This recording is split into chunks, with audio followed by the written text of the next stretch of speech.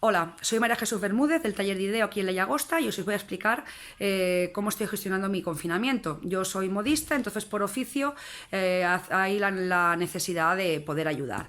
Estoy colaborando con Mascarillas Solidarias La Llagosta y Santa Perpetua, una iniciativa de gente que confecciona, que cose, y ahora a nivel de batas lo que estamos haciendo es confeccionarlas con un plástico que es reutilizable, ¿vale? También podemos usar lo que es TNT, microfibra. Estamos haciendo un llamamiento para poder conseguir microfibra, ¿vale? Entonces lo que hacemos es empaquetarlas en paquetes de 10-20 unidades y ponemos lo que es la fecha del último manipulado, ¿vale? De esta manera en los hospitales donde llega saben que a las 72 horas no hay riesgo de contagio, o sea que lo pueden manipular.